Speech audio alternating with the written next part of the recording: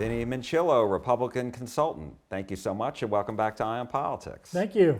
So we think, it seems pretty clear as if Congresswoman Jasmine Crockett of Dallas is going to enter the U.S. Senate race coming up on Monday. Do you think that's going to happen? And if so, what impact do you think that will have on the Democratic primary? I do think it'll happen with the new 2025 redistricting maps. She's been left with just a few choices, and frankly, all of them are bad. So, the Senate race is as good as anything else for her to jump into. I think what we will definitely see is that Democratic primary for the Senate race, that's going to go into a runoff, just like the Republican race. So this will be very lively and could get pretty nasty before it's over. I was just going to ask you about that. Do you think it will be nasty? Well, I think Crockett's a really interesting character because she's, she can raise hell and raise money. Those are two things she's really good at.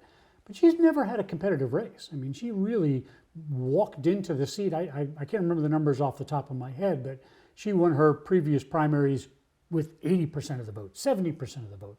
I mean, huge runaways. So it's a little bit different when the attacks start coming back to see how she handles that. And do you think she hurts State Representative James Tallarico of Austin or former Congressman Colin Allred of Dallas more? It's kind of interesting because I think Allred and Tallarico are going after some of the same audience. And I think what they're looking for is they feel like they can pick up an audience that would be disaffected by Ken Paxton running. So your suburban moms, that's kind of, if you just want to give them a name. I feel like Allred and Tallarico do really well with that group. So she's kind of, I think, has a different constituency she's got to build here. And she feels like she can do well with younger voters. Can she build up enough younger voters, Gen Z voters, to replace those suburban moms that she would maybe not pick up with Allred and Tallarico? One thing I've seen just in comments is that Republicans are hoping she gets to become the nominee because they don't think she can win a general election. What do you make of that? I agree with that.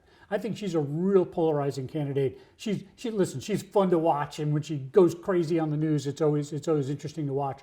But I just don't think that's going to work in a general election. I think she is too extreme and too far left for even Texas Democrats.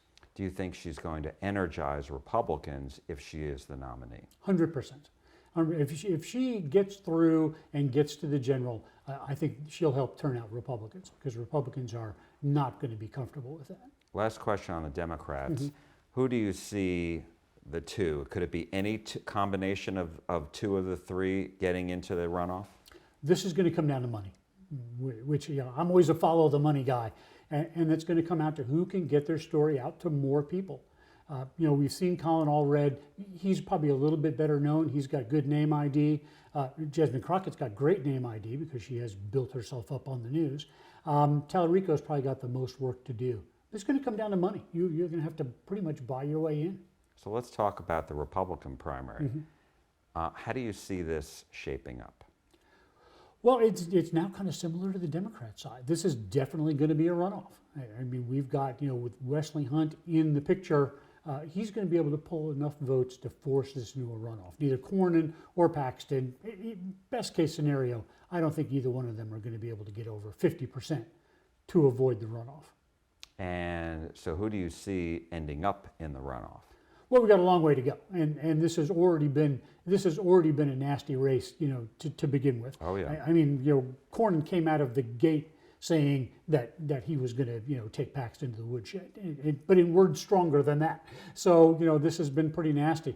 Cornyn has spent the summer pounding on Paxton, and he's moved numbers in his favor, and now we're seeing a little bit of back and forth. So this is going to be really rough. And the Cornyn folks have actually opened a second front, and they're starting to beat on Wesley Hunt. So that's going to be tough, for them to transfer. I don't see a path for Hunt, to be honest with you. Why not? I just don't think he can get. He certainly can't get to 50, and I just don't think he can beat either Cornyn or Paxton. Maybe a better chance to beat Cornyn, but I just don't think he can get there unless he's got a lot of money. So why do you think he got in? Because when he did get in, he told me he thought that Cornyn was weak because of the grassroots, et cetera, Trump voters, and he could appeal to them.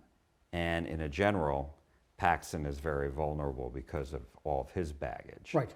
So when you think of it that way, is he right, or there's still not enough support for a guy most people don't know outside the Houston area? Well, a couple things. The don't know part can be fixed with a liberal application of money. Which he's been spending a lot of money on ads. Yeah, so people are knowing him more. So I think by the time we get to election time, that'll be even. Everybody will know who he is. Okay. So I follow his logic there of, okay, if I can beat Cornyn and get to the runoff, I'm a more palatable candidate than Ken Paxton.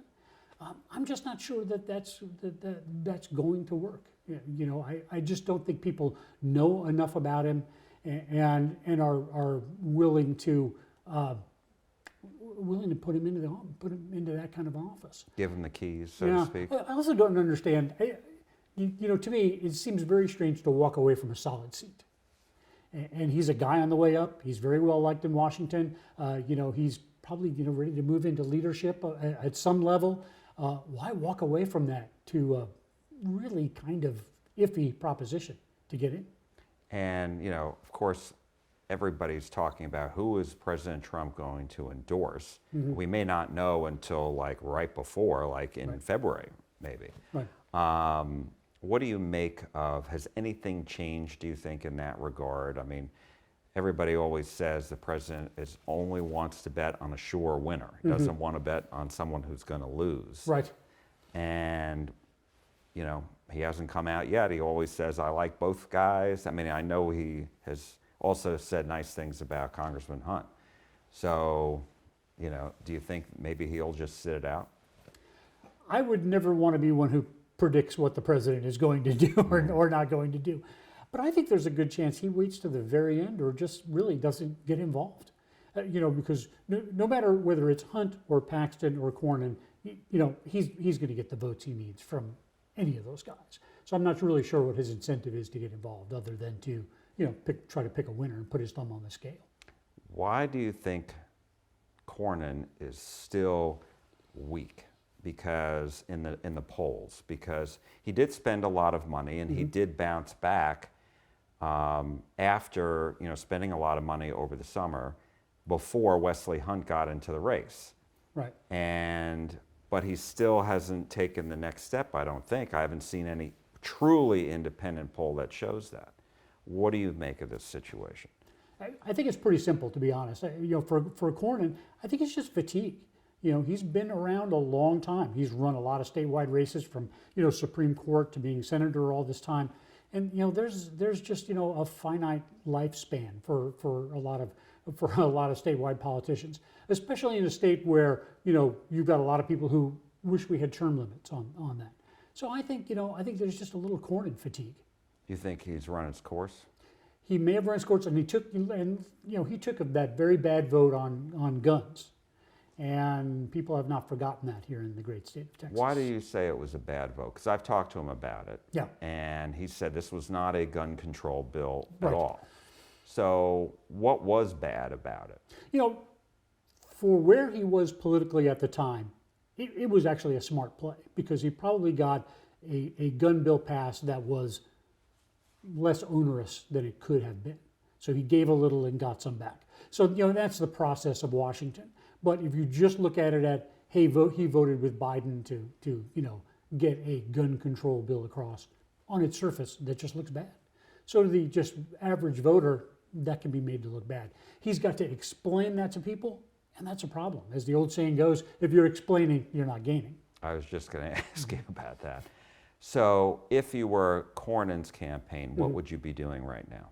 Well, right now, I would be, this is what they are doing. They are setting up to tear down both of those candidates. Wesley Hunt's never really been in a very competitive race. Is there a big, thick opposition research book on Wesley Hunt? You bet. What's in there? We're all going to find out. And then we certainly know, what's in the opposition book on Ken Paxton, and we're all going to, that's going to be prosecuted again. So if you're the Cornyn campaign, it's going to be straight negative against both those guys the whole time. And I mean, they just did put out a new campaign. We're talking about Senator Cornyn's record. Mm-hmm. Are you saying it's going to turn really negative maybe after the first of the year? I think so, and I'm kind of making a little bit of a process error here. So I'm talking about both the campaign and the third parties together. Mm-hmm. So everybody will have their own job. Okay. The Cornyn campaign will do some negative, they will do some positive, but then you've got some third party groups that are just going to take those other two guys to the woodshed. And yeah, I think right after the holidays, they will release the hounds. I've interviewed both Senator Cornyn and Congressman Hunt. Can't get an interview with the Attorney General. Okay. And I'm wondering, is the Attorney General running a Rose Garden strategy as Cornyn defends his seat? In other words, is Paxton running as the incumbent as Cornyn has to defend his seat? Is that a fair assessment or no? Well, it could be. He's got some very well publicized issues. And if he sat down with you, I imagine you would ask him a lot of questions about those issues, and that might not go as well as he'd like. So I can see that from a strategic point of view. If he doesn't have to go out there and do those events and do those interviews, don't do it. But what about the sense that, I've heard this from conservatives over the years, that they like to vet their candidates. Mm-hmm. How does one vet somebody if they don't do any interviews at all? Well, how much more vetting of Ken Paxton do they need to do? I mean, he's one state. Well, some people have not really paid attention. Well, I find that a little hard to believe because he's won, several statewide races and he's known well. And again, remember, he doesn't have to get a 50% plus one. He's got to get just enough to get into the runoff. That number might be 35, might be 36. And there's his base, his floor, as we like to call it, the minimum numbers of voters he's going to get. It might be 35, 36 already. So he might really not have to do very much at all. He could keep his powder dry until the runoff. And Hunt and the fact that Hunt entered the race has helped him. I think it's helped Paxton enormously. Because he will take more votes out of Cornyn, but he'll take some from Paxton too. It's not just going to be a one-way street there. And if you are Hunt, what are you doing? If I am Hunt, I am trying to tell my story about how I am totally different from those two guys. He's younger, he's more modern, he's a millennial conservative, and I think that's the story that he's going to tell. He's a different kind of Republican, a different kind of conservative.